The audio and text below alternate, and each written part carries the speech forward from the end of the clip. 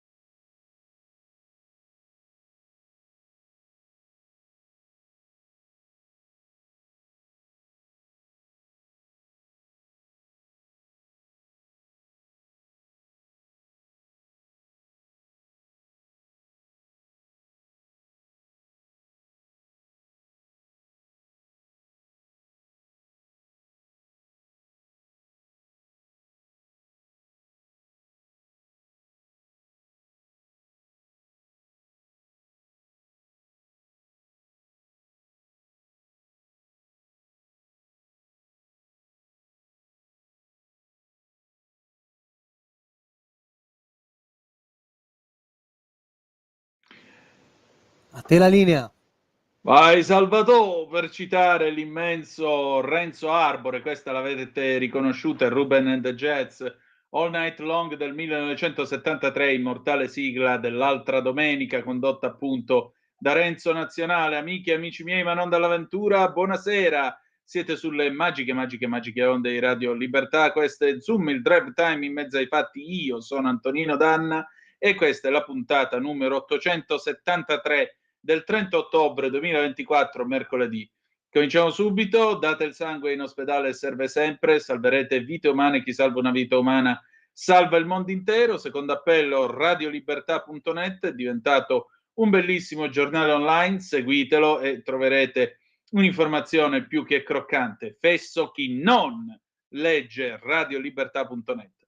Grazie anche al nostro Lorenz Dumbria dalla plancia comando. E cominciamo subito questa puntata perché il 3 di novembre termina una raccolta fondi per i bambini più disagiati, bambini che non hanno cure, bambini che molto spesso hanno problemi alle labbra, al sorriso. Bene, ne ho parlato oggi pomeriggio con l'avvocato Francesca Toppetti di Emergenza Sorrisi. State a sentire che cosa ci siamo detti. Vai pure, Lorenz. E allora io questa sera ho il piacere di avere con noi il DG di Emergenza Sorrisi, l'avvocato Francesca Toppetti, e l'avvocato Francesca Toppetti sta chiudendo, per conto ovviamente di Emergenza Sorrisi, la campagna SMS 2024. Prima di tutto, avvocato, intanto grazie del suo tempo e della sua disponibilità. Grazie a voi dell'invito. Di che cosa si occupa Emergenza Sorrisi? Allora, Emergenza Sorrisi è una organizzazione del terzo settore, una ETS che è attiva da oltre 16 anni e si occupa innanzitutto di operare con interventi di chirurgia plastica ricostruttiva, maxillofacciale e anche altre chirurgie, di operare i bambini che sono nati con delle malformazioni del volto o che hanno esiti di ustioni e traumi di guerra. Siamo presenti in oltre 23 paesi e la nostra nostra mission, oltre ad operare, è quella di fare formazione sulla sanità locale, quindi di portare competenza, oltre a tantissimi materiali sofisticati che noi lasciamo poi in tutti i paesi nei quali ci rechiamo. L'obiettivo è quello di fare formazione per creare una, diciamo, serie di professionisti della sanità, medici ed infermieri, che siano estremamente qualificati e capaci di gestire poi in assoluta autonomia le emergenze e le necessità sanitarie dei loro paesi. Quindi portiamo sviluppo oltre a regalare sorrisi. Ecco, avvocato, e la campagna SMS quando si conclude? La campagna SMS si concluderà il prossimo 3 novembre, quindi siamo nel rush finale, e sono giorni per noi molto preziosi, perché ogni messaggio in più ci consente di raccogliere più fondi per operare questi bambini che aspettano i medici e i team multispecialistici di Emergenza Sorrisi. Il messaggio deve essere inviato al 45587 dal cellulare o anche dalla rete fissa, e quello che noi chiediamo è di mandare i messaggi, ma anche di pubblicare questo invito al dono sui social, sui canali digitali, per rendere questo invito al dono con SMS massimamente contagioso. Ci sono tanti personaggi dello spettacolo che hanno già sposato la nostra campagna, personaggi del mondo dello sport, che si sono messi al nostro fianco perché vogliono aiutarci a raccogliere tanti fondi per le missioni del 2025. Faccio solo qualche nome a caso tra i tanti, perché non potrei fare l'elenco, altrimenti occuperei troppo spazio. Tania Cagnotto, Matilde Brandi, Flavio Insinna, Manuel Bortuzzo, Nicolò Balini di Human Safari, Giuliano Sangiorgi, tante persone, Carlo Pedersoli, il campione mondiale di MMA, il nipote di Bud Spencer. Sono tante le persone che credono in noi, credono in quello che noi facciamo e ci vogliono essere di aiuto per poterlo fare ancora di più nel 2025. Ecco, io intanto ho mandato, non so se si è sentito in sottofondo, il messaggio al 45587, ho ricevuto adesso il messaggino di risposta. Grazie dalla mia Benissimo. compagnia telefonica ed Emergenza Sorrisi, il tuo sostegno sarà interamente devoluto al progetto rafforzamento dei sistemi sanitari di paesi a minor risorse. Avvocato, ma lei è mai stata da quelle parti? Io sono stata molte volte, sì, e devo dire che partire per una di queste missioni è un'esperienza veramente molto forte, che fa anche capire tante cose a chi poi ritorna. Infatti io sono stata in Afghanistan, sono stata in Mozambico, sono stata in Georgia, e ogni volta che i nostri volontari ritornano vogliono partire subito, vogliono nuovamente tornare, perché si respira un'aria nella quale c'è una forte contaminazione veramente emotiva con queste famiglie che affidano i loro figli, i loro bambini, i loro ragazzi a questi medici, a questi team che arrivano, e sono pieni di gratitudine per l'arrivo di queste squadre del sorriso. Quindi è un'esperienza che secondo me partire per una di queste missioni dovrebbero fare tutti, perché aiuta anche a rimettere a posto nell'ordine giusto le cose della propria vita e vedere tutto in un'ottica diversa, anche capire quanto noi siamo fortunati a nascere e vivere in realtà in cui la libertà e i diritti, oltre che la salute, sono garantiti a tutti in modo indiscriminato, e questo non è assolutamente mai da dare per scontato. Questo è poco ma sicuro. Vi ricordo 45587, Emergenza Sorrisi ETS, c'è tempo fino al 3 novembre per donare e aiutare quindi tanti bambini a È ritrovare il possibile, sorriso. Sì. certo.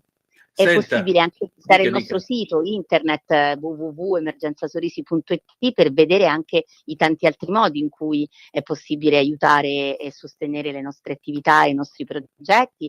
E noi facciamo anche appello a tutti i medici, gli infermieri che abbiano, diciamo, specializzazioni anche con i bambini, ad essere candidati, quindi a mandare il loro curriculum, così come anche ai volontari che vogliano darci aiuto per i progetti che noi sviluppiamo in Italia, perché è bello farsi prossimi, è bello essere vicini a quelli che sono meno fortunati di noi.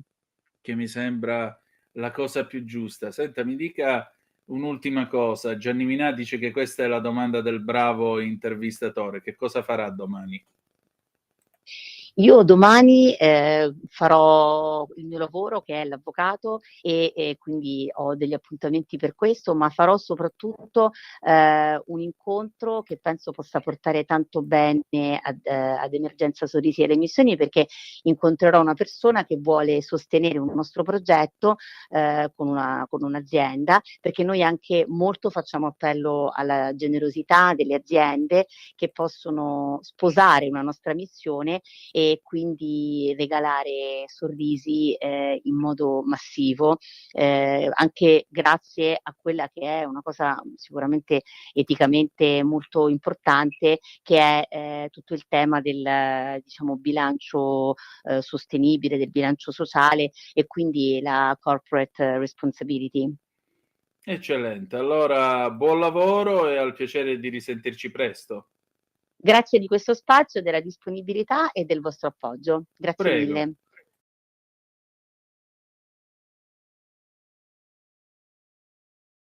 A te la linea, Antonino.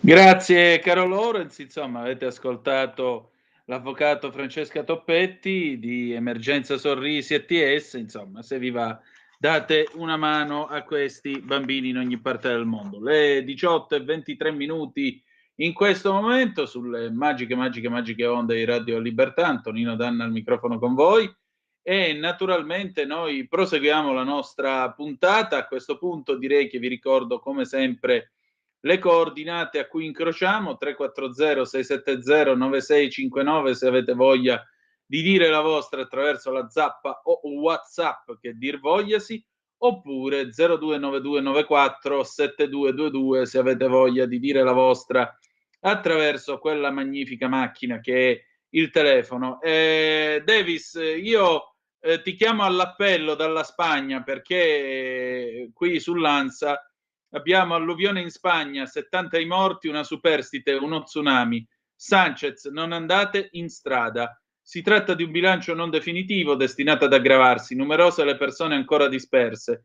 Il governo proclama 3 giorni di lutto nazionale, bufera sul governatore di Valencia, l'allerta con 11 ore di ritardo. Davis, tu che ci ascolti da Malaga, se puoi intervieni pure allo 029294 7222, ti aspettiamo per sapere dalla tua viva voce come sono le cose, come vanno le cose in questo momento in Spagna e naturalmente avremo modo di parlare di questa drammatica vicenda. Se c'è qualcun altro dalla Spagna che ci vuole parlare, dalla Spagna continentale, intendo penisola iberica, potete farci sapere come vanno. Anche lo stesso immenso il Manzoni dalle Canarie, lì invece com'è stato il maltempo, se c'è stato.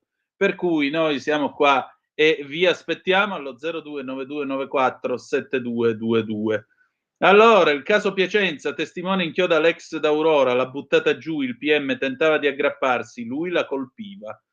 E poi la manovra, CGIL e UIL, sciopero generale il 29 di novembre, la Lega, sindacati ridicoli. Andiamo a dare anche un'altra occhiata per il ponte del 1° novembre, in viaggio 10 milioni di italiani. 50 anni fa l'incontro Ali Foreman, Rumble in the Jungle, quello in cui Foreman per quasi tutte le riprese scassò Muhammad Ali di cazzotti, e a mano che lo scassava di cazzotti perdeva completamente il lume della ragione. Ma Ali, che era andato lì con il suo atteggiamento messianico, no? Ricorderete che lui esaltava le folle nello Zaire, con la gente che gli gridava Ali Boumaye, Ali Boumaye, Ali uccidilo. Beh, alla fine lui promise che avrebbe danzato come una farfalla e avrebbe punto come un'ape, e lo fece all'8ª ripresa, mi pare, mentre Foreman lo stava scassando di mazzate in una maniera incredibile, Ali, che lo aveva sfottuto tutto il tempo dicendogli: che fai? Non mi fai male, colpisci, ma lo vedi che sono sempre in piedi? Ali gli rifilò un 1-2 micidiale e Foreman andò al tappeto senza avere capito assolutamente niente del perché egli fosse andato al tappeto. E con quell'1-2 micidiale, che verrà poi immortalato in quel bellissimo film Quando eravamo re, difatti quasi quasi stasera, eccolo lassù il DVD, quasi quasi stasera me lo vado a rivedere, insomma avremo modo. Fu un momento, diciamo così, di quella che Gianni Brera chiamava l'essenza della negritudine, cioè fu un momento proprio di black power, di liberazione del popolo nero, perché poi il match venne preceduto da alcuni giorni di una kermesse con i migliori artisti di colore, quindi calò giù James Brown, Miriam Makeba e così via. E poi è rimasta famosa questa profezia che un demone si sarebbe impossessato di Foreman e non gli avrebbe permesso più di alzare le mani su Ali. Piccola nota a margine: il grido Ali Boumaye, Ali uccidilo appunto, è rimasto nella storia e lo usava Antonio Mancini, ossia Nino Laccattone della banda della Magliana, quando facevano le rapine per finanziarsi. Per spaventare la gente e farla stare a terra, quando entravano e facevano la rapina, lui ogni tanto gridava Boumaye, proprio per terrorizzare la gente in modo tale che restasse giù per terra e nessuno si facesse male.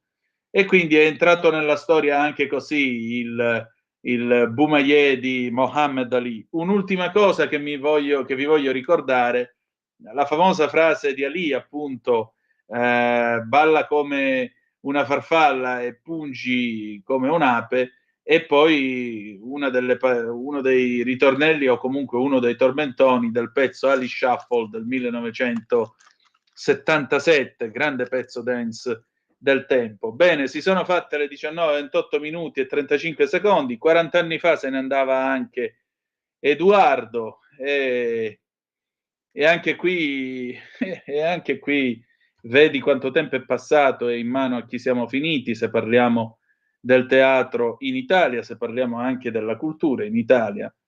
Edoardo col suo volto scavato, con le sue voci di dentro, Edoardo che faceva, specialmente per un periodo in vecchiaia, cominciò a fare un sogno che lui era sul palco, diceva le battute ma nessuno lo capiva, poi si lasciò convincere che erano tutte fesserie. Edoardo le voci di dentro, grandissimo Edoardo. Il teatro è fatto di gelo, così si deve fare, così io l'ho fatto. 55 commedie, ad arrivarci a fare le commedie di Edoardo. Poi vabbè, c'è sempre stata la lite con Peppino De Filippo, lo sapete. Peppino non c'è mai andato tanto leggero verso il fratello.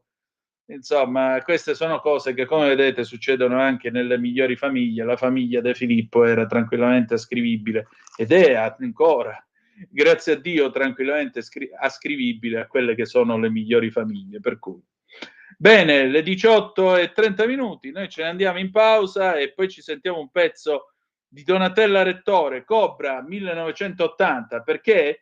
Perché il cobra non è un serpente, ma una bisfetta che ti imbratta l'ambiente. We'll be right back, a tra poco. Porta con te ovunque Radio Libertà. Scarica la app per smartphone o tablet dal tuo store o dal sito radiolibertà.net. Cosa aspetti?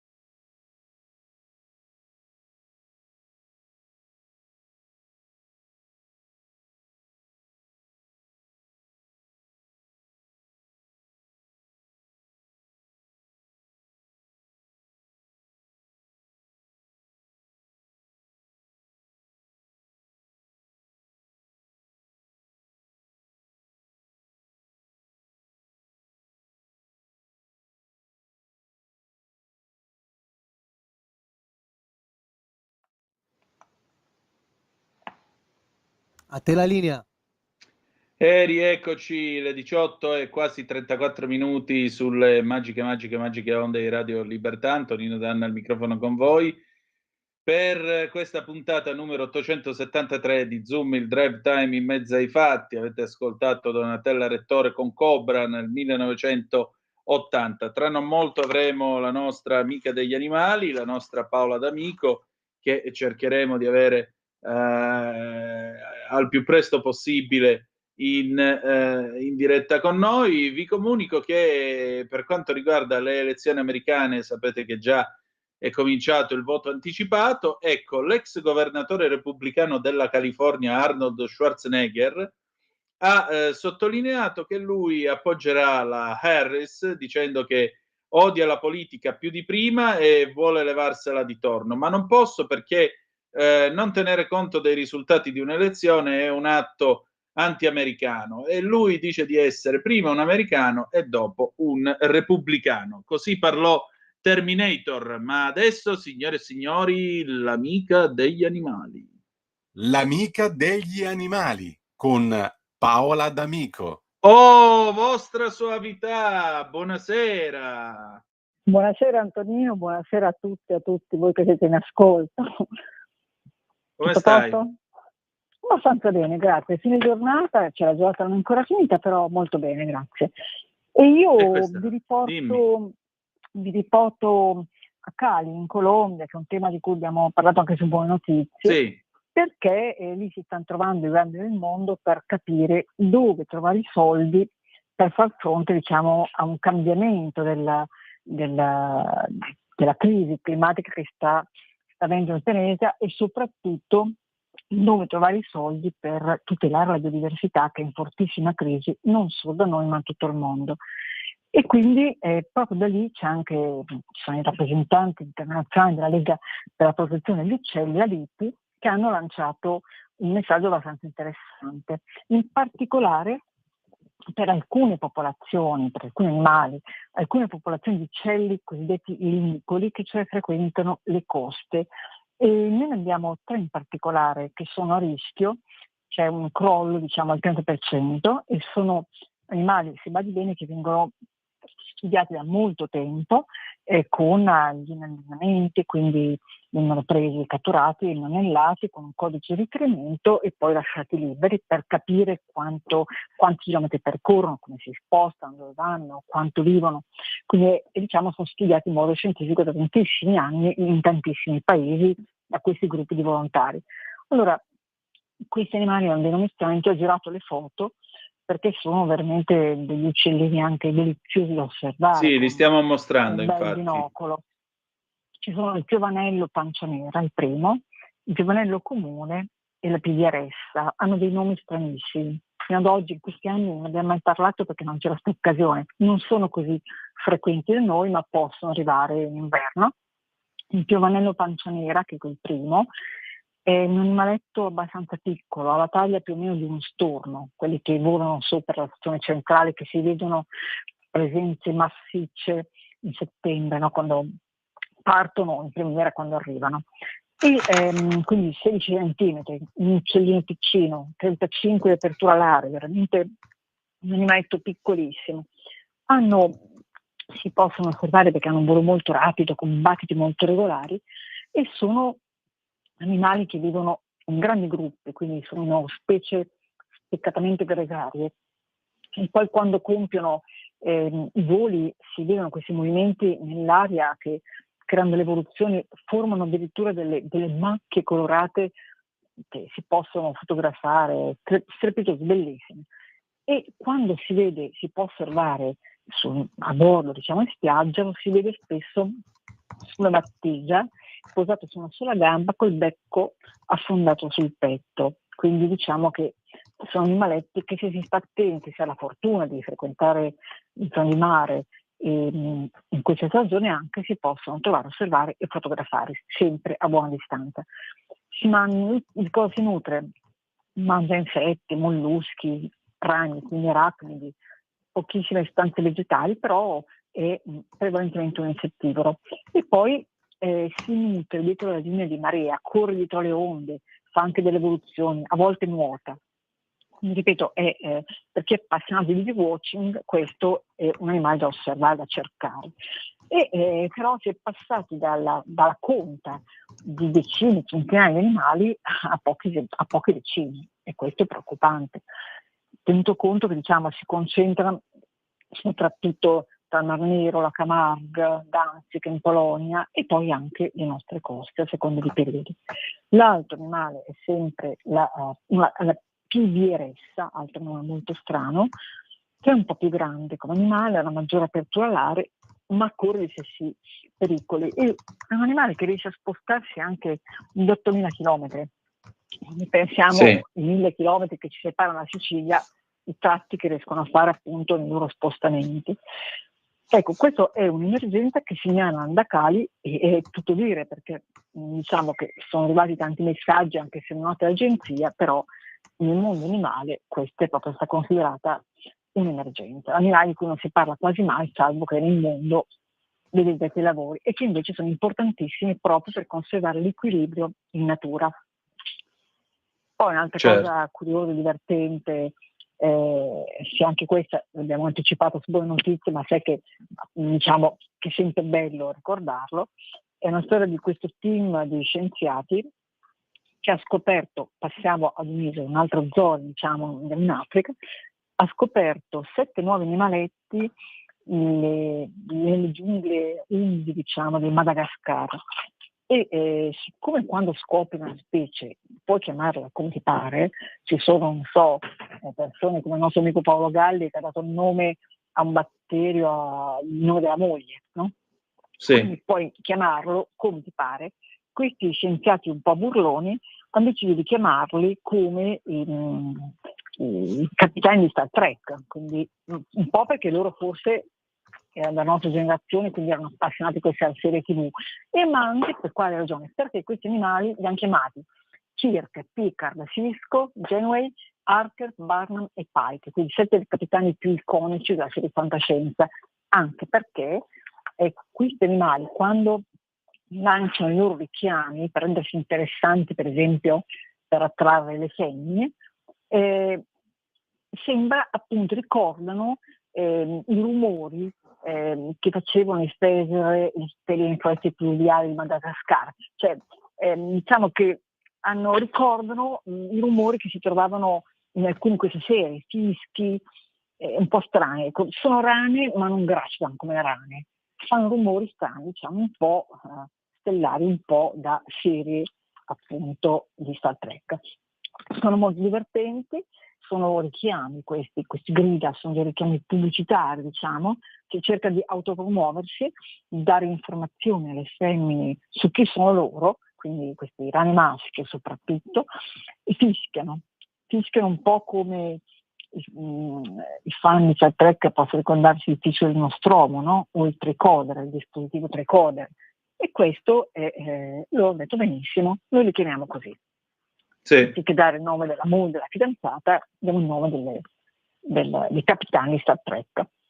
E un'altra cosa interessante che avevo conservato, perché era molto un animale che appunto dopo aver letto dei suoi 8 cervelli in corrispondenza del suo 8 prolungamento, smesso di mangiare il polpo, io amavo mangiare il polpo con le patate, però ho smesso, proprio dopo aver letto che è un animale molto, molto intelligente. Sarà anche stupido, ma così è. Praticamente è stato fatto uno studio, un rapporto sui finanziamenti pubblici di tutti i paesi, quindi internazionali, che vengono dedicati da tutti i paesi alle ricerche sugli allevamenti di polpi. Perché praticamente tutti i paesi, compreso il nostro, hanno finanziato ricerche per cercare appunto di fare allevamenti artificiali di polpi, e perché i polpi pare che piacciono. Quindi una pratica che comunque è decisamente insostenibile, e gli esperti hanno fatto anche del mondo, hanno fatto varie allerte e richieste di interrompere questo finanziamento, perché investire denaro pubblico in pratiche poco sostenibili non dovrebbe essere etico in questo momento in cui si parla appunto di sostenibilità, questa parola invocano tutti. Allora, cosa fanno praticamente? Siccome sono animali molto solitari, non tollerano la vicinanza coi consimili, quindi al contrario degli uccellini di cui parlavamo prima, che vivono gregari. Si sa per esempio che se si mettono in acquario a contatto con altri individui diventano molto aggressivi, tentano in ogni modo di evadere, talvolta si abbandonano al cannibalismo, è terribile questa cosa, pur di cercarla di rimanere soli. La natura quindi li rende incompatibili con l'allevamento dove tanti animali stanno assieme e sono carnivori. Quindi per alimentarli bisogna dar loro dei pesci come foraggio, quindi da allevare anche pesci che diventino il loro nutrimento. E questa pratica viene considerata appunto una grave realtà di impatto ambientale, abbastanza devastante. E quindi, inoltre, naturalmente tenendo gli animali in allevamenti occorre poi ricorrere dei farmaci, come accade in qualunque allevamento. Sappiamo che dove ci sono delle mucche, tante mucche, il proprietario ci dice che praticamente deve vivere con il veterinario in casa, no? Per controllare i valori, che ci sono tanti maiali, uno si ammala, c'è il rischio che si ammalano tutti. Adesso c'è il tema, no, del morbo che prende i maiali e poi i cinghiali. E quindi c'è questo grande appello a dire lasciatevi stare. E invece studiando i polpi si accorge che loro per catturare durante la caccia, quando sono liberi, loro collaborano con gli altri pesci, e questo significa che proprio per massimizzare le possibilità di successo della loro caccia a una preda, e questo vuol dire che hanno un comportamento che è sintomatico di un'intelligenza molto sofisticata, no? Certo. E questo appunto si aggiunge al fatto che già si è dimostrato che loro sognano, che tra virgolette, usiamo un termine umano, arrossiscono, che provano anche un'ampia gamma di emozioni, no? E quindi allevandoli come vengono allevati dovrebbero essere poi vengono uccisi con l'immersione in ghiaccio, cioè un modo veramente crudele. E vi dico anche di più, stando al rapporto internazionale, i governi di diversi paesi hanno già speso più di 13,3 milioni di euro per progetti finalizzati a sviluppare gli allevamenti. In testa a tutti c'è la Spagna, che ha speso 9,7 milioni di euro, di cui 3,6 sono fondi europei diretti o in forma di prestito, quindi soldi di tutti noi, e c'è il Cile con 2,4 milioni di euro, la Nuova Zelanda, ma attenzione c'è anche l'Italia, che ha fatto un progetto, ve lo leggo, progetto pilota per il trasferimento delle tecniche di allevamento del polpo come nuova specie ai fini dell'acquacoltura. E questo avviene in Puglia. Ecco, quindi non è solo uno dei tanti progetti avviati. Pochi soldi, 168 mila euro da una parte, 85 mila euro dall'altra, ma se li sommiamo, visto che diciamo che non è che avanzano, è proprio un po' come scialacquare. Quindi adesso oltre 100 esponenti della comunità scientifica e etologi e animalisti, persone che sono sempre occupate di queste tematiche, stanno unendo le forze per cercare di, come dire, sensibilizzare chi può, chi governa a eliminare queste tecniche di allevamento. Ripeto, è vero, forse è un po' sciocco da parte mia aver detto no, mangio più il polpo, ma non me la sento più. Ma se andiamo sul web e digitiamo un po', cerchiamo, facciamo un po' i curiosi, possiamo trovare dei video strepitosi, affascinanti, questi polpi che aprono i barattoli. Allora, appunto, indossiamo le loro scarpe, cerchiamo di metterci nei panni di creature che appartengono a questo mondo, che hanno un ruolo nell'ecosistema, nell'equilibrio della natura.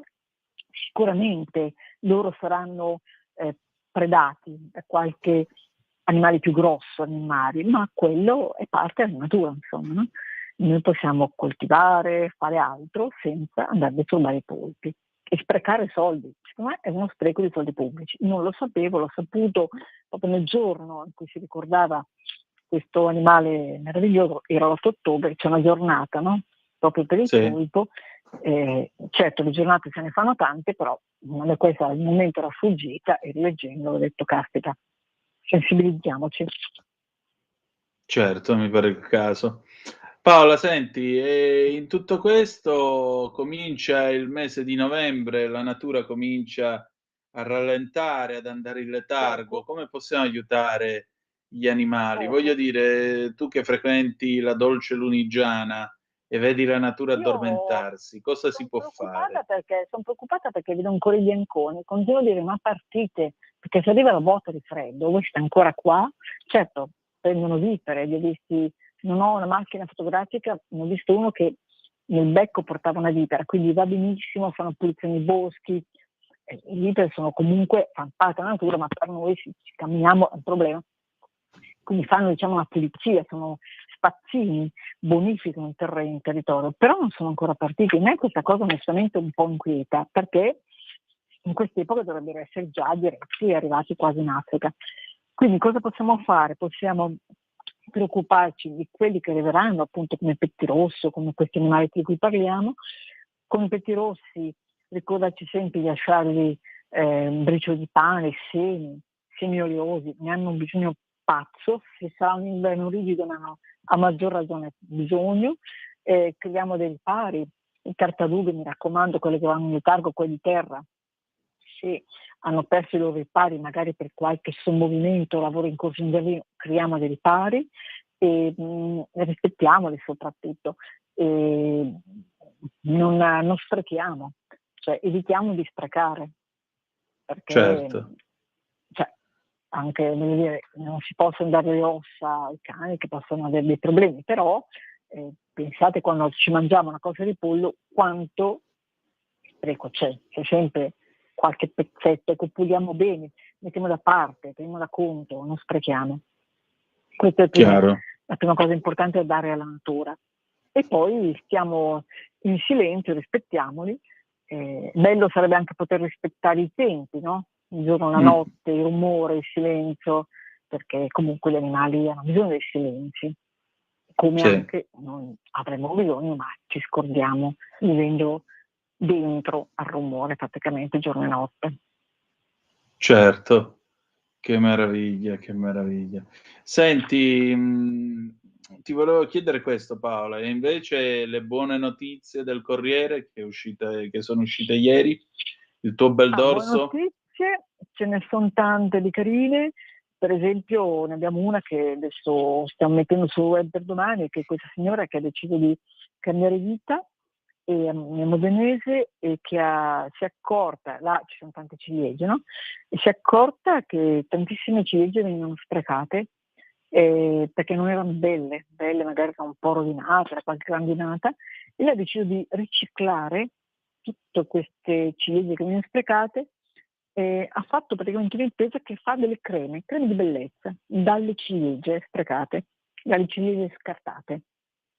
È Hai una cosa capito? molto, secondo me, molto divertente. Poi mi ha raccontato di questi ragazzi, anche italiani, 2 partiranno adesso, che vengono selezionati per fare prove da astronauta nei tunnel San Gottardo, un lavoro lungo 1 anno. Sono ragazzi spesso laureati o laureandi in fisica, matematica, ingegneria, che sognano da grandi di fare gli astronauti.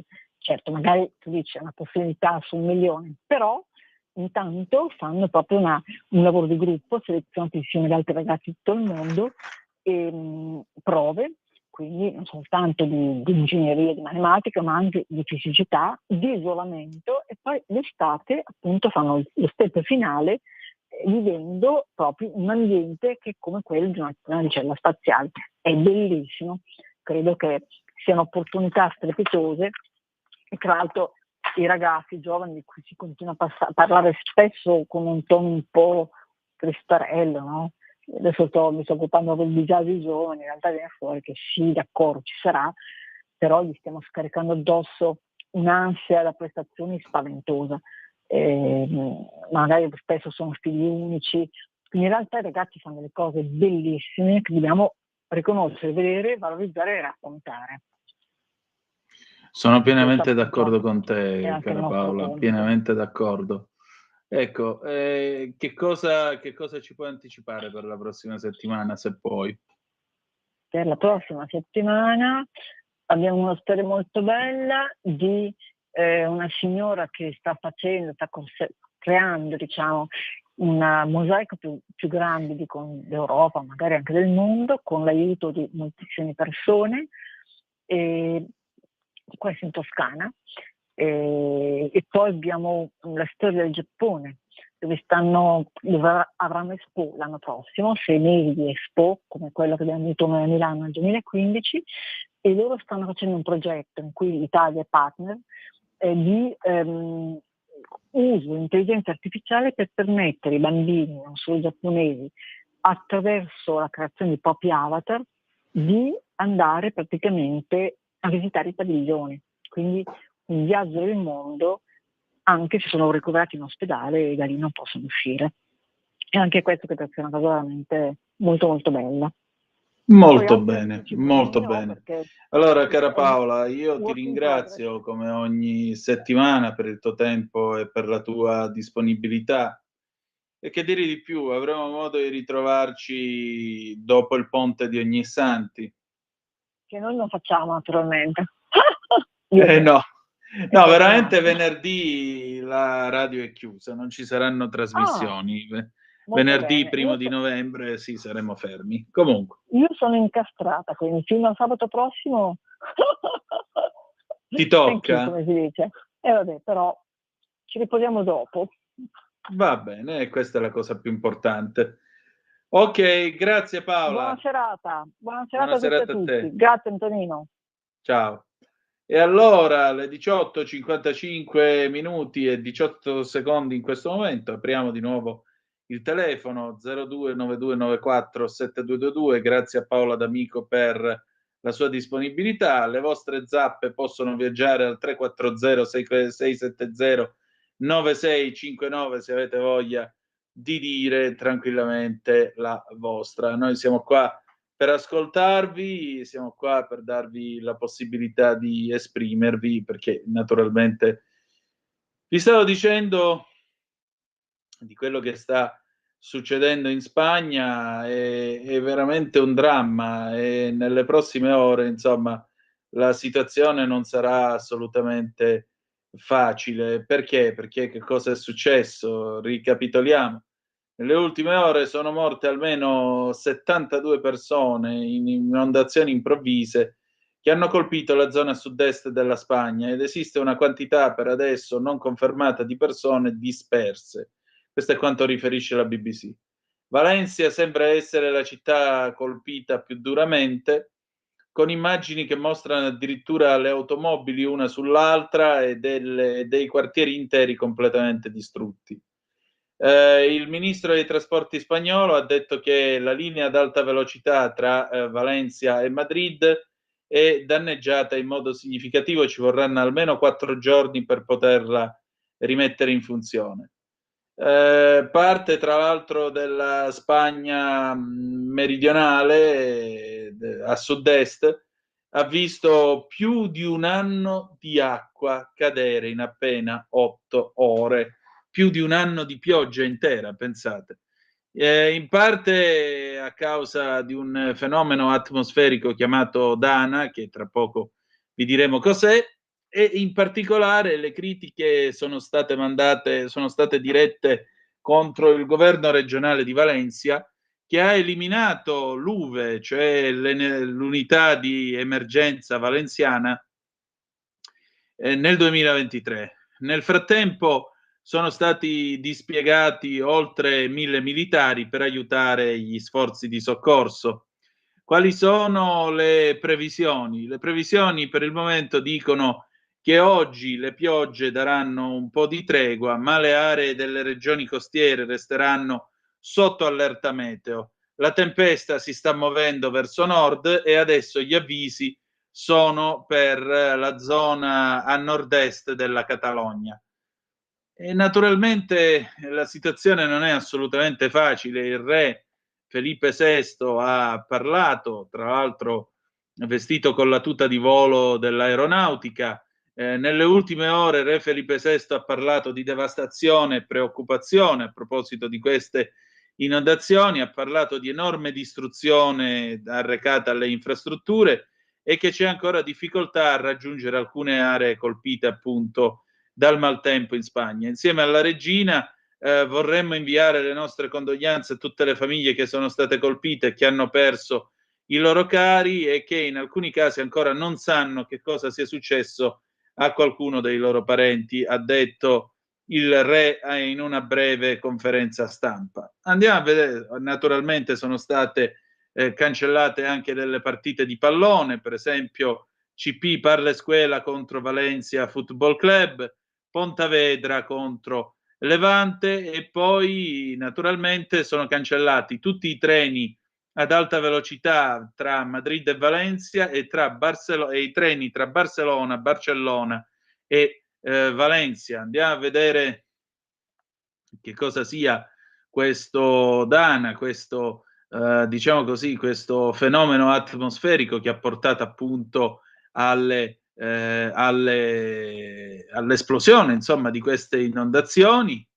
Eccolo qua. Vediamo un po' cosa ci si spiega. Sanchez, tra l'altro, ha detto che non saranno abbandonati i cittadini, ha invitato ovviamente a restare in casa, a non andare in giro, questo perché chiaramente non è propriamente il caso. Già che ci siamo, ci sono anche dei problemi per quanto riguarda la produzione agricola, perché per esempio molte aree della zona di Valencia, dove si coltiva il 60% delle arance spagnole, sono state colpite da queste inondazioni. Una delle più ampie organizzazioni di categoria degli agricoltori, la SAIA, dice che si parla di danni significativi ai potenziali raccolti di arance. Pensate che i terreni nella zona di Valencia e le aziende nella zona di Valencia riguardano almeno 2/3 degli agrumi che vengono coltivati in Spagna, che è uno dei principali esportatori mondiali di arance fresche e arance essiccate, secondo appunto secondo i dati europei di cui siamo in possesso. Adesso noi però ci fermiamo e ascoltiamo David Arnold 007, il tema di James Bond 1996, e dopo c'è Antonio Zannaro. A tra poco. Porta con te ovunque Radio Libertà. Scarica la app per smartphone o tablet dal tuo store o dal sito radiolibertà.net. Cosa aspetti?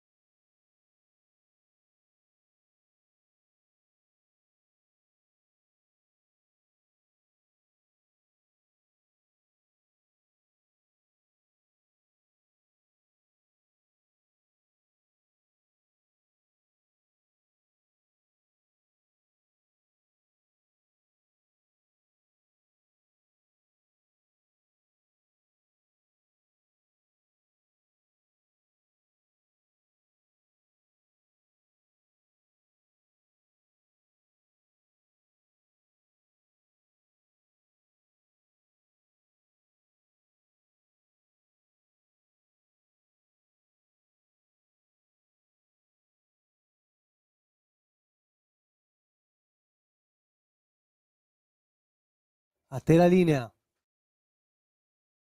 E allora avete ascoltato il tema di 007 Bond, James Bond, che ha permesso a tanti di sbizzarrirsi con le barzellette, la più famosa quella del contadino pugliese che veniva apostrofato My name's Bond, James Bond, what's your name?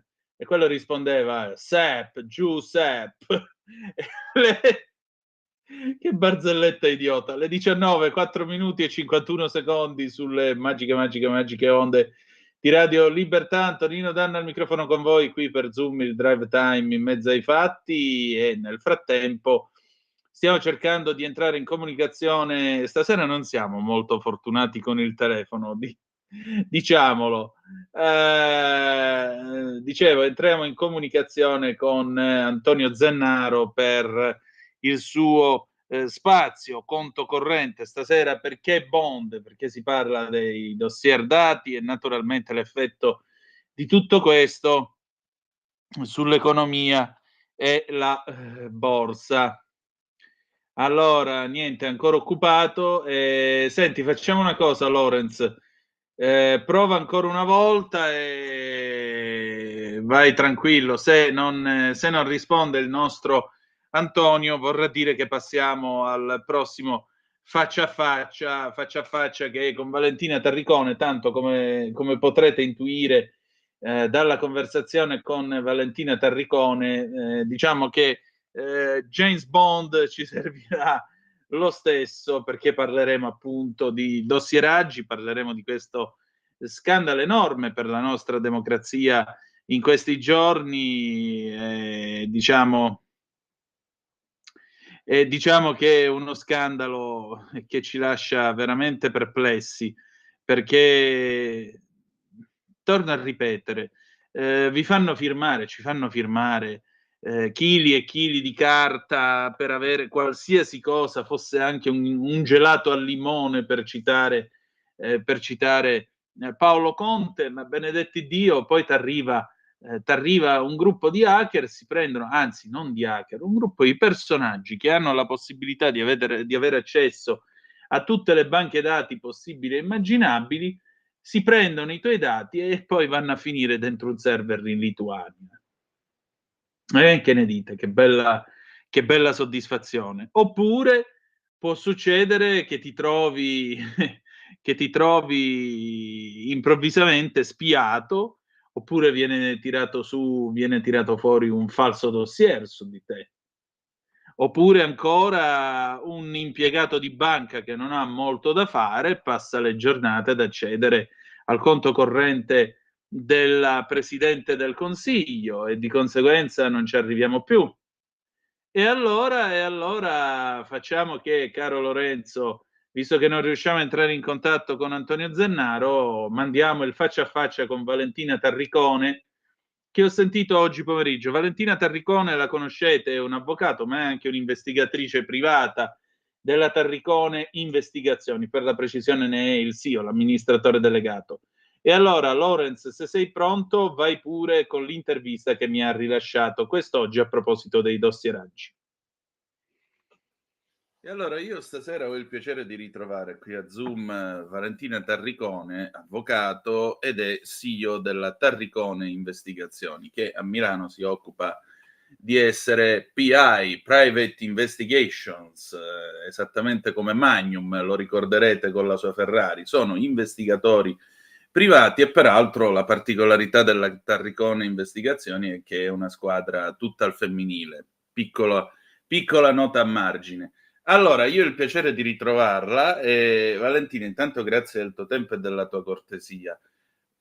Caso dossieraggi. Grazie a voi, piacere mio. Grazie davvero.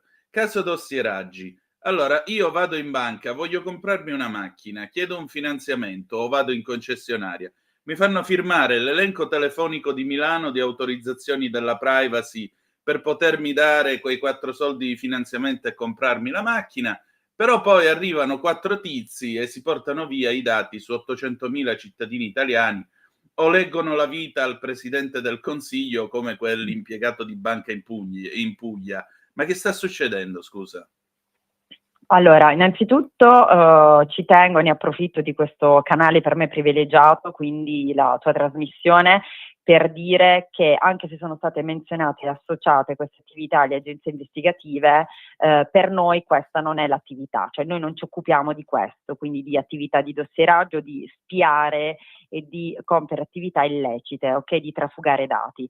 Purtroppo ci sono state delle società dove affiancate da soggetti ex delle forze armate, quindi ex della polizia, che hanno sfruttato la loro posizione per accedere a delle banche dati che ovviamente per noi sono assolutamente impossibili da accedere. Questa è una premessa, cioè gli investigatori non fanno gli hacker, non sono hacker e non sono persone che si vanno a procurare questi dati in maniera illecita, ma fanno indagini. Quindi se a me viene chiesta di indagare su un soggetto, io lo faccio in maniera lecita, nel rispetto di quello che prescrive il garante della privacy e non di certo facendo questi accessi abusivi.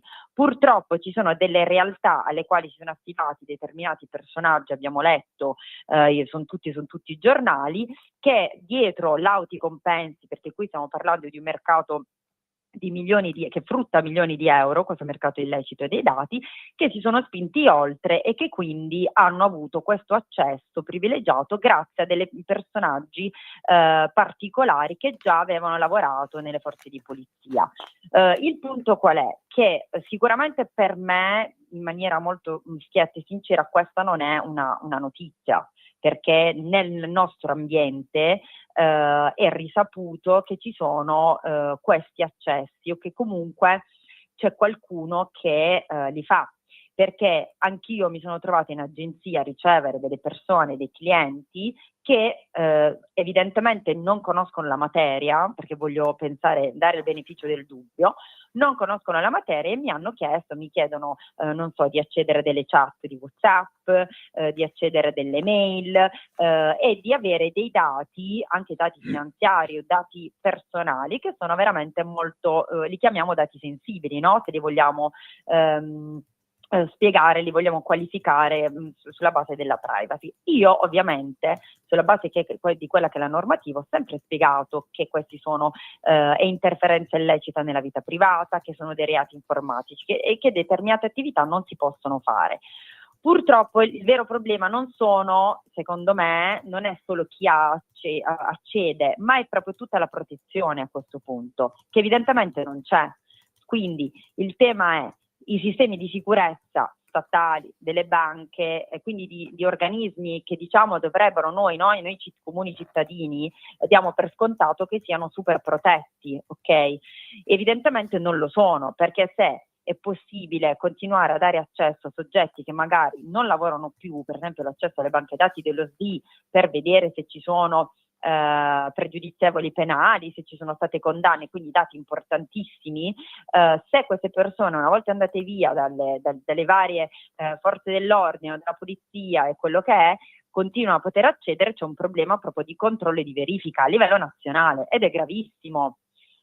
Oggi, come dici tu, si parla, ma non in primis di tutela della privacy, non puoi fare quello, non puoi riprendere quello, e poi si arriva a si hanno queste notizie dove addirittura è stato spiato anche il Presidente del Consiglio e personaggi comunque di un certo calibro. Addirittura si parla in questi giorni di mandati dalla Chiesa, adesso questo è da appurare, però di soggetti che avevano accesso libero proprio a dei dati che sono evidentemente molto utili per determinati personaggi. Quindi la domanda è vero che questi accessi sono abusivi e sono stati fatti, ma chi doveva proteggere le banche dati evidentemente non l'ha fatto come doveva. Certo, questo è poco ma sicuro. E però a questo punto abbiamo sentito anche da parte della Presidente del Consiglio, abbiamo sentito anche questa osservazione, cioè che la legge sulla sicurezza informatica praticamente è un colabrodo. Cos'è che non funziona? Ma allora, secondo me si investe molto poco. Io te lo dico da operatrice del settore, soprattutto le aziende molto spesso chiamano chi opera in questo settore quando ormai il danno è fatto, no? Quando magari hanno hackerato i dati, quando sono stati rubati delle informazioni sensibili, quindi ci fanno agire a chi opera nel settore a posteriori. Non c'è una formazione, una consapevolezza, una conoscenza su quelli che sono i sistemi da intraprendere, non viene data questa importanza ed evidentemente le pene non sono abbastanza gravi o comunque vanno inasprite rispetto a chi compie questi illeciti, perché il punto è andare poi sempre a capire chi è l'autore e questo diventa molto difficile, te lo dico per esperienza personale. Quando vengono da me e mi dicono io voglio capire se mi è stato hackerato il telefono perché ricevo delle informazioni da persone che sono informazioni per me sensibili, che solo io so che ho detto a quella persona, come fanno a saperle? Io posso verificare tramite una perizia forense se effettivamente il telefono piuttosto che il tablet è stato hackerato, ma non ti posso dire ovviamente da chi. Quindi questo già è un limite ovviamente superabile con quelle che sono le tecnologie, e poi evidentemente non si investe molto in tutti quelli che sono i sistemi di protezione, come per esempio viene fatto magari negli Stati Uniti, in Cina, evidentemente in altri paesi, quindi non c'è proprio questa voglia di investire, e sicuramente è un colabrodo perché come dicevo prima, al reato che è grave non corrisponde una pena altrettanto grave per chi compie questi che sono comunque reati informatici. Quindi è ancora poco conosciuto secondo me, o comunque si fa poca attenzione a queste problematiche. Quindi io credo che questo sia il tema. Ad oggi è scoppiata la bomba perché sono stati interessati dei personaggi famosi, dei personaggi pubblici, cioè addirittura qui noi stiamo parlando mi riferisco al caso di Del Vecchio perché tanto si può nominare su tutti i giornali, no? Sì, Quindi, ora è venuta fuori il caso addirittura di anche la Barilla, a quanto pare. il caso di Luxottica, addirittura qui è stato inoculato, cioè è stato inviato un Trojan, che è un sistema di hackeraggio che utilizza la procura. Ok? È un sistema fortissimo che ti consente di avere la clonazione del tuo device, quindi quello che tu vedi lo vedo anch'io se ti mando un Trojan. Tra l'altro il Trojan non può essere neanche, una volta che è stato installato, non può essere più disinstallato, quindi tu sei controllato a vita, se non butti quel telefono ne utilizzi un altro, ok? Quindi si vede esattamente quello che tu utilizzi. Questo però è un sistema che viene utilizzato dalla procura per fare le indagini sulla mafia, sulle associazioni a delinquere, in questo caso è stato utilizzato per spiare una persona, per verificare se avesse altre relazioni, ed è gravissima questa cosa. Tra l'altro per installare questo Trojan tu devi avere fisicamente il device a disposizione, quindi sicuramente avranno avuto accesso ai luoghi dove era questa persona, quindi cose effettivamente gravissime. Se questo si può fare, dobbiamo capirci che la portata è veramente grande di quello che sta succedendo. Sicuramente, però il punto è che mentre noi arriviamo a tutto questo, mentre noi arriviamo a vedere lo scoppio di questo scandalo dossieraggi, mi sembra comunque che ormai qui si stia parlando di chiudere la porta della stalla a buoi scappati, perché alla fine della fiera, cioè leggevo ieri sera sull'ADN Kronos della possibilità addirittura che ci possa essere stato un incontro tra questi di questo gruppo, appunto, di questa struttura, e addirittura 007 di Israele. Cioè qui parliamo di dati che non sono solo i dati di chi fa le corna a chi, qui stiamo parlando di dati che interessano a governi esteri. Perché sì. Normalmente il concetto qual è? Il concetto è che gli stati, anche se sono alleati, è normale che si spiino tra loro e vogliano avere informazioni su tutti. Perché? Perché non si sa mai dalla vita che cosa ti puoi aspettare, men che meno dalla politica. E a maggior ragione qui c'è qualcosa da fare. Ma allora, questi soggetti che hanno queste capacità di accedere, è ovvio che sono abbastanza allettati da quelli che sono i guadagni facili. Ok, io qui ho letto che addirittura ci sono dossieraggi di 4 anni, quindi sono in 4 anni in vantaggio rispetto a quelle che sono informazioni. Questi sono soggetti che ovviamente hanno potuto agire, come dici tu, sì, non soltanto su casi di infedeltà o su concorrenza, oppure di capire qual è lo stato patrimoniale di un soggetto, di capire quali sono i suoi segreti aziendali, ma addirittura su qualcosa a livello di sicurezza dello Stato, quindi sicurezza nazionale e di tutto quello che ne concerne. Ma la situazione è questa, perché evidentemente il potere, la possibilità di accesso ovviamente a queste informazioni in particolare ha poi fatto sì che si sviluppasse un mercato anche di questa tipologia di informazioni, cioè l'essere tranquilli di poter accedere a delle informazioni del genere, di poterle poi rivendere, e quindi non avendo la paura di un controllo, evidentemente ha fatto sì che questi agissero indisturbati per tutto questo tempo.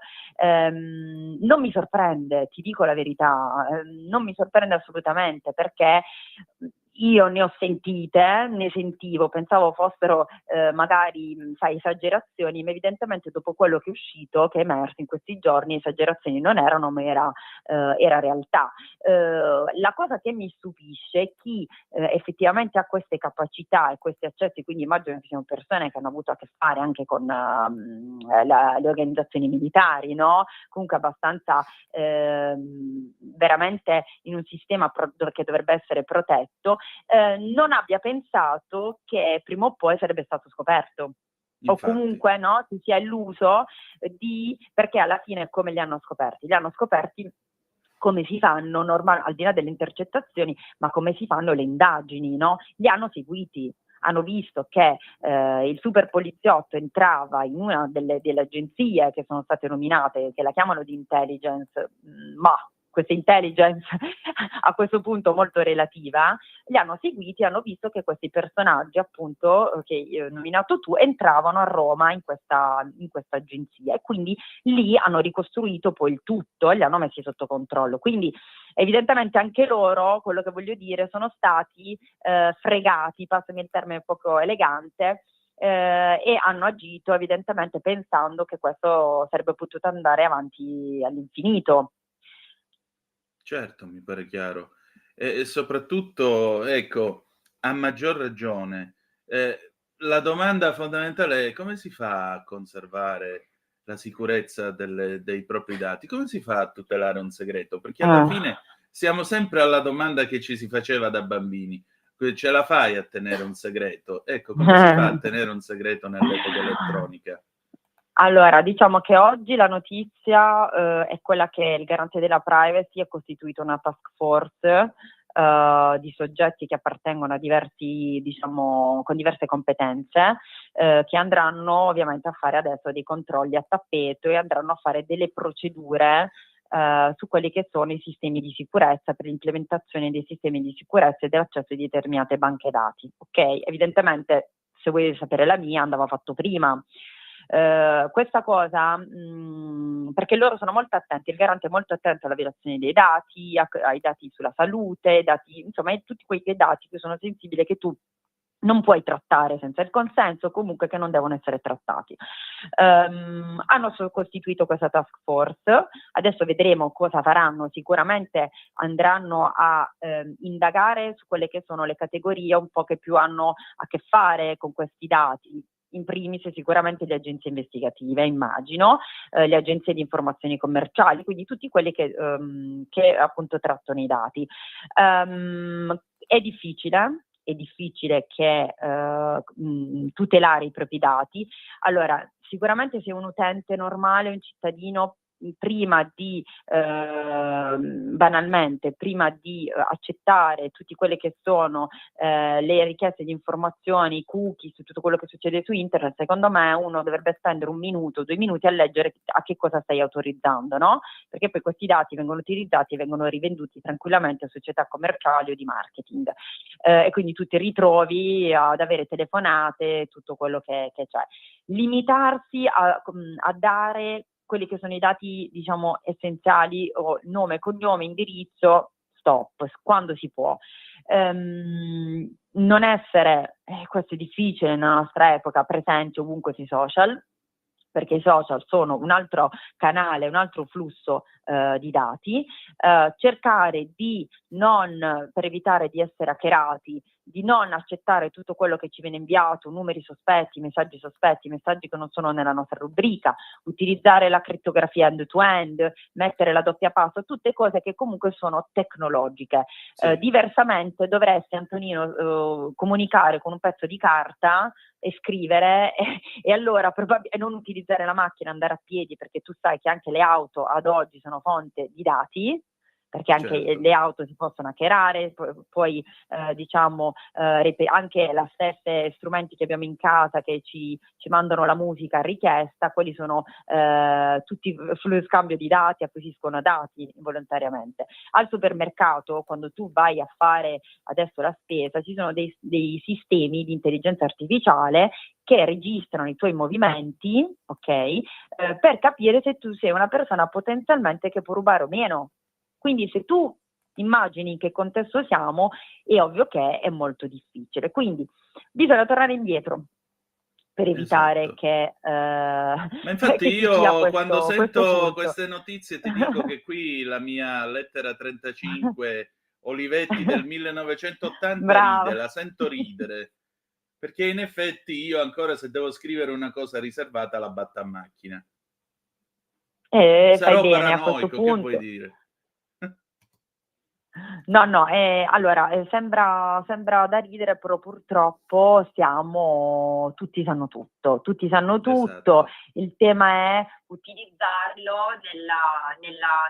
nella maniera corretta. Per questo la mia proposta, ma quella anche delle associazioni di categoria, che adesso andranno a parlare anche col ministro Piantedosi, abbiamo chiesto un incontro come categoria, il nostro presidente, proprio perché uno va fatta chiarezza sul fatto che le agenzie investigative non fanno furto di dati, non trattano dati, ma fanno indagini. Questa è la cosa più importante da ricordare. E due, che evidentemente se c'è questo, perché noi poi siamo in grado di recuperare delle informazioni, allora a questo punto evidentemente vanno regolamentati determinati accessi proprio perché per eliminare l'abusivismo. Certo, esattamente. Ok? Valentina, per concludere, che cosa farete domani?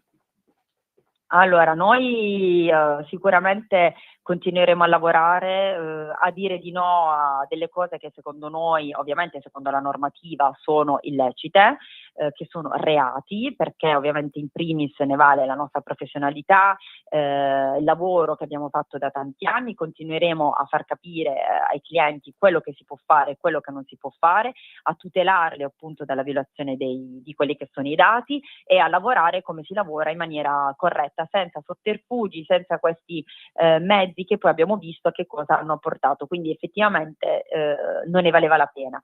Quindi continueremo a fare quello che abbiamo sempre fatto, a fare consulenza e a tutelare e a tutelarci.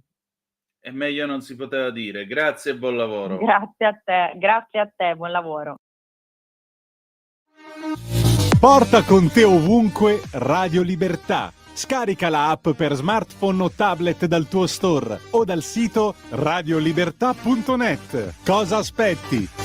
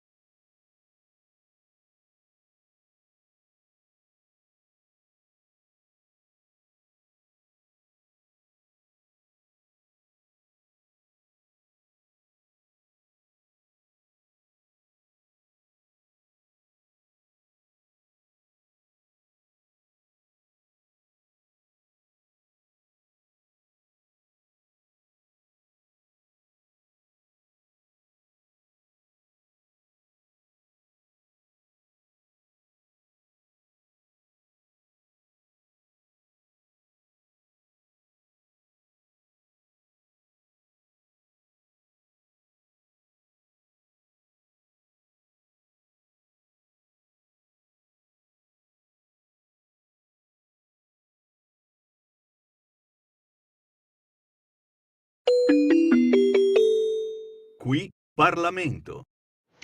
Alle 19:31 minuti e 42 secondi, scusandoci peraltro per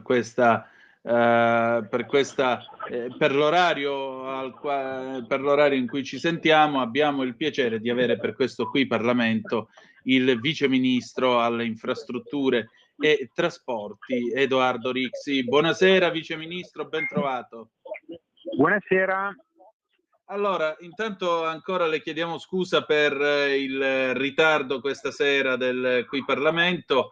Non ritardano solo i treni, verrebbe da dire, alle volte anche le radio. Ma detto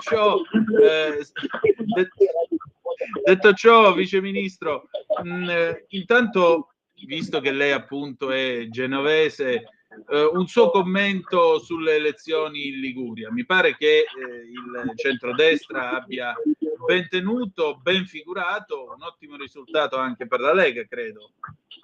No, assolutamente, credo che sia stata una partita difficile. L'ho detto oggi sul secolo XIX, è come vincere una partita al 90° quando gli altri hanno un calcio di rigore da calciare. Ci vuole un ottimo portiere, qualcuno che poi contrattacchi e segni. Abbiamo fatto entrambe le cose, quindi un grande gioco di squadra dove la Lega è stata protagonista e ha anche ottenuto un ottimo risultato, con l'unico partito del centrodestra che rispetto alle europee ha leggermente aumentato i voti in termini assoluti, ma comunque che è riuscita sostanzialmente a gestire una campagna elettorale su cui abbiamo recuperato circa 12 punti dal 10 di settembre ad oggi, e quindi siamo riusciti a vincere con un minimo di margine, 8.000 voti, 1,5 punti che ci ha consentito comunque di mantenere la regione Liguria nel centrodestra. Beh, diciamo che quel 1,5 punti, se consideriamo anche un'astensione che va oltre l'1 su 2, perché ha votato solo il 47,5%, mi sembra un risultato molto più ampio rispetto al semplice dato numerico, non trova? Assolutamente sì, per cui ritengo che sia stata fatta una buona campagna elettorale, ma soprattutto c'è stata una forte coesione, siamo riusciti a ampliare il perimetro dell'alleanza coinvolgendo tutti i sindaci, anche quelli civici, e riuscendo ad avere un progetto per la regione che parlasse di futuro, non di passato, come invece ha voluto fare il centro-sinistra, sbagliando e trovando una fortissima conflittualità nella sua coalizione. Infatti io devo dire onore delle armi al candidato Andrea Orlando, che ce l'ha messa veramente tutta, ma spesso è rimasto spiazzato dagli atteggiamenti che venivano portati avanti dalla sua stessa coalizione. Beh, ma guardi, io metto assieme due osservazioni che hanno fatto uno il professor Becchi parlando con Giulio Cainarca e il direttore responsabile Giovanni Sallusti, e l'altro è il nostro Fabrizio Graffione. Cioè, loro facevano più o meno un discorso di questo genere. Beh, è altrettanto vero che a sinistra i grillini ormai si trovano in una situazione tale che con Grillo, che pochi giorni prima delle elezioni ha parlato addirittura di diritto di distruzione o di scioglimento del Movimento 5 Stelle, e quello non ha aiutato affatto, anzi è stato un colpo in più alla coalizione di centrosinistra. Voglio dire, i grillini si sono fermati a poco più del 4,6%, praticamente niente per un posto che aveva visto la nascita della filosofia politica del Vaffa. Morra ha pigliato sì e no l'1%, se c'è arrivato a fare l'1%. Ecco, questo qualcosa vuol dire, cioè quando arriva la politica vera, l'antipolitica smette di funzionare. Ma credo di sì, credo che sia stata una grande illusione quella del Movimento 5 Stelle, che si scontra contro la realtà e contro un partito democratico che ovviamente tende a fare campagne elettorali per gestire e controllare il potere più che lanciare una visione innovativa nel paese. Quindi è evidente che il Partito Democratico ha scelto di cannibalizzare gli alleati, non ampliando il perimetro, ma anzi rimanendo vittima di se stesso e anche del 28%, che lo fa aumentare rispetto alle europee di 2 punti, ma fa perdere alla coalizione di centrosinistra ben 7 punti rispetto alle europee.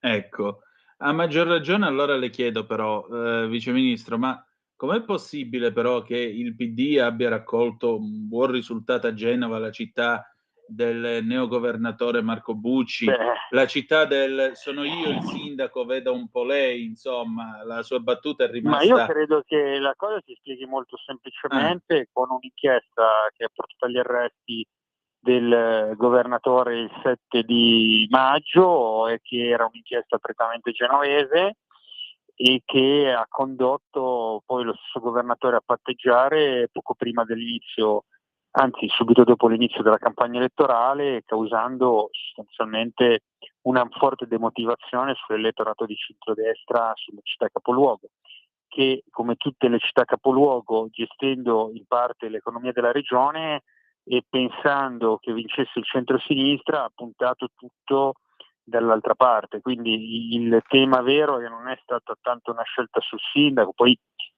c'è da dire che una città in profonda trasformazione, quindi piena di cantieri. Queste elezioni ovviamente non erano previste nella tabella di marcia dell'amministrazione né comunale né regionale, quindi anche con, come ha detto giustamente il sindaco Marco Bucci, degli stress anche su la popolazione che vuole ovviamente rinnovare i quartieri, ma nel momento in cui c'è la fase di costruzione ci sono anche tutta una serie di tensioni sociali legati anche agli impatti negativi che hanno le cantierizzazioni, e poi ovviamente una demotivazione che serpeggiava tra l'elettorato di centrodestra dovuta appunto a queste vicende che sono state molto enfatizzate dal centro-sinistra e che mentre non hanno penetrato gli elettorati delle province, su Genova sono stati abbastanza incisivi. Quindi questi sono un po' poi alla fine i temi. Oltretutto bisogna anche mettere in conto che il sindaco di Genova era appena stato rieletto e quindi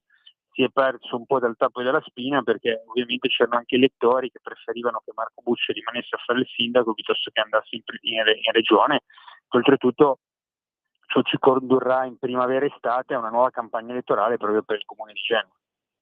Certo, immagino che al momento ancora non è tempo di fare nomi, è troppo presto la cosa. No, anche se noi abbiamo già un candidato in pectore, che è l'attuale vice sindaco, che sarà sindaco facente funzioni, che ha amministrato bene, che ha gestito il comune, sicuramente deve farsi, diciamo così, conoscere in tutti gli ambienti, però sicuramente persona solida su cui si può investire. Bisogna vedere il centro-sinistra che mettere in campo, si giocherà ancora una volta all'assopigliatutto con il PD che vorrà fare tabula rasa di tutti i partiti satelliti, oppure se intavolerà un discorso diverso. Io credo che Genova sia assolutamente contendibile. In questa campagna elettorale su Genova città abbiamo recuperato 8 punti rispetto al 10 di settembre, ne mancano ancora un poco meno di 8 da recuperare rispetto al voto che abbiamo avuto adesso, ma è chiaro che sta cambiando completamente l'umore. Devo dire, solo il giorno dopo le elezioni, girando per la città, non ho trovato uno che mi avesse detto che ha votato Andrea Orlando, quindi la cosa che c'è in queste situazioni è che chiaramente tutti tendono a salire sul carro dei vincitori. Ora bisognerà vedere se questa vittoria in Regione Liguria cambierà anche gli umori dell'elettorato su Genova oppure no. Io credo che sicuramente faremo dei grossi passi in avanti, bisogna lavorare sodo e bisogna avere una visione per la città e bisogna anche ascoltare quando ci sono delle critiche a modificare ovviamente la traiettoria. Però credo che Genova sia assolutamente alla portata del centrodestra. Certo, bisogna lavorare molto nei prossimi mesi. Vice Ministro, parliamo un momento di infrastrutture, se ha ancora un pochino di tempo. Pochissimo, perché sono con delle persone. Sarò velocissimo. Terzo valico, mi pare che tra un anno e più potrebbe essere realtà. Raddoppio finale Andorra della linea che va verso Ventimiglia, i lavori saranno molto più lunghi, ma c'è finalmente il progetto. In Sicilia si aprono i primi 30, sono terminati quasi i primi 38 chilometri di nuova ferrovia da Catania fino a Catena Nuova, e a fine anno potrebbero partire i lavori per il ponte sullo Stretto. Dove vuole arrivare Matteo Salvini con la sua ruspa? Beh, vuole tranquillamente rinfrastrutturare il paese perché ha infrastrutture vecchie e hanno bisogno di una profonda trasformazione. Chiaro, questo progetto di rinfrastrutturazione del paese ha un costo in termini politici, che è che nel momento in cui ci sono i cantieri abbiamo una serie di disagi sulla rete abbastanza significativi e se ne stanno accorgendo tutti gli utenti, ma sono lavori necessari per garantire il futuro del paese. È evidente che noi stiamo cercando di targetizzare completamente la realizzazione delle opere in funzione poi di aumentare la capacità, ad esempio, del trasporto ferroviario, ma anche migliorare la sicurezza sulla nostra rete autostradale in termini compatibili ovviamente anche sulle prossime elezioni politiche. Poi il problema è come sempre che quando si apre un cantiere ci sono 1000 imprevisti, quindi gestire tutti i cantieri, sono 1300 oggi sulla rete ferroviaria nazionale rispetto ai 350 che c'erano primi, creano sicuramente da qua al 2025, a fine 2025, dei disagi sull'utente, perché noi chiediamo a FS e a Rete Ferroviaria Italiana di comunicare e avvisare per tempo, cosa che ahimè non è stata fatta nel primo anno e mezzo. Credo che stiamo mettendo a punto anche dei nuovi sistemi per gestire il traffico e gestire anche le comunicazioni con i passeggeri, cambieranno anche i sistemi di rapportarsi con l'utenza.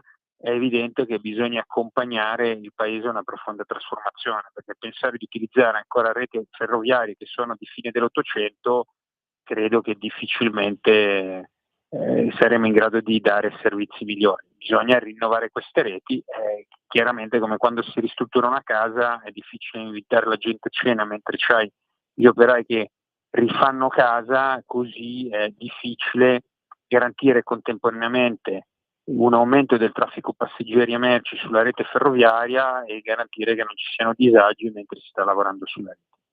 È proprio così. Buon lavoro, Vice Ministro. Grazie, buona serata. E buona serata a lei. Sigla. Qui Parlamento. E allora io ringrazio il Vice Ministro alle infrastrutture e trasporti Edoardo Rixi, lo ringrazio del suo tempo e della sua pazienza. Alle volte non sono le radio che arrivano in ritardo, sono alcuni conduttori. Stasera sono arrivato, ahimè, in ritardo io, mea culpa, mea maxima culpa, e chiedo scusa a tutti voi e naturalmente al Vice Ministro, perché di solito, come sapete, il Qui Parlamento va in onda alle 18:20. Allora, bella gente, si sono fatte le 19:44 minuti e 10 secondi, abbiamo ancora tempo con il telefono aperto, se avete voglia di intervenire, 0292947222 oppure 340-670-9659 se avete voglia di dire la vostra. Nel frattempo, negli Stati Uniti d'America, a vedere quello che batte la BBC in questi minuti, ragazzi, siamo lì, ormai quanto mancano? 6 giorni appena a questo fatidico 5 di novembre. E naturalmente oggi c'è stata la polemica sulla monnezza, avete sentito? Biden che ha detto che Puerto Rico è un'isola di monnezza, veramente. Il buon Biden proprio sta chiudendo col botto questa sua esperienza. Pensate un po'. State un po' a sentire che cosa è successo. Prima è cominciato con un comico tale Tony Hinchcliffe che ha parlato al Madison Square Garden qualche giorno fa, domenica scorsa, quando c'è stato l'evento pro Trump, e lui ha fatto una serie di battute che naturalmente si basavano sugli stereotipi di tipo razziale, quindi faceva satira sugli stereotipi razziali e Hinchcliffe aveva detto che Puerto Rico è un'isola galleggiante fatta completamente di monnezza. Succede un casino immane per effetto di questa battuta, tutti si arrabbiano, tutti dicono una serie di cose, dopodiché che cosa succede? Succede che il buon vecchio Joe, volendo fare quello il grosso, quello che difende lui, ora ci penso io, a Wanna Sgaps, cosa fa? Praticamente il buon Joe stava parlando e ha detto che avete visto l'immondizia che va al comizio di Trump e l'ha definita garbage. Succede un casino totale anche qua su questo garbage. E allora praticamente qualche minuto fa finalmente Trump si è pronunciato su questa vicenda. E allora Trump valuta i commenti del presidente Joe Biden che sono venuti fuori ieri notte quando è stato accusato di aver definito i supporter di Trump monnezza. La Casa Bianca dice che Biden in realtà si stava riferendo alla battuta fatta appunto da questo comico Tony Hinchcliffe, che aveva definito Puerto Rico, questo territorio appunto americano, come isola di monnezza domenica scorsa. E allora Trump ha preso la palla al balzo e ha detto: Joe Biden ha detto finalmente quello che lui e Kamala pensano davvero dei nostri supporter, dice Trump alla folla nella North Carolina. Li ha chiamati monnezza e ci crede davvero, è proprio così. Sostiene che siano monnezza. Vorrei dirvi che di gran lunga i miei supporter sono di maggiore qualità. Cioè i miei supporter manco lo vedono a lui. La mia risposta a Joe e Kamala è molto semplice: non potete amare l'America se non amate gli americani. Signore e signori, la cosa si va facendo sempre più incarognita. E già che ci siamo, tra l'altro è sceso anche in campo niente po' di meno che Terminator, Schwarzenegger, signore e signori. E Schwarzenegger, come vi ho detto, ha detto che lui non appoggerà Trump, ma appoggerà appunto la Harris, perché lui ritiene di essere prima un americano, lui che è di Graz in Austria. Siamo commossi, Terminator, veramente. Uno che ha fatto politica col partito repubblicano, che si è sempre definito repubblicano, lui ha detto però io prima sono americano e dopo sono repubblicano. Bene, siamo commossi, caro Terminator, buon voto per Kamala Harris e Walz e poi arrivederci e grazie. Che volete che vi dica? Va bene, allora noi siamo arrivati alla fine di questa puntata, ci si ritrova domani alle 18.05 trattabili sulle magiche onde di Radio Libertà. Si parlerà di Mostro di Firenze con Felice Manti e recupereremo la nostra Carla De Bernardi di lunedì, parleremo del Famedio in quel di Milano, che cosa vuol dire essere incisi su quei muri che raccontano il meglio della cultura o del costume di questo paese. E che dire di più, che io vi ringrazio, come al solito ci salutiamo con una sigla finale che arriva da un disco di Franco Fanigliulo del 1979, Buffone. Grazie per essere stati no, Fanigliulo, è la canzone che si intitola Buffone, Fanigliulo era un grande. Grazie per essere stati con noi e ricordate che malgrado tutto, the best is yet to come, il meglio deve ancora venire. Vi ha parlato Antonino Danna, buonasera. Avete ascoltato Zoom, il drive time in mezzo ai fatti.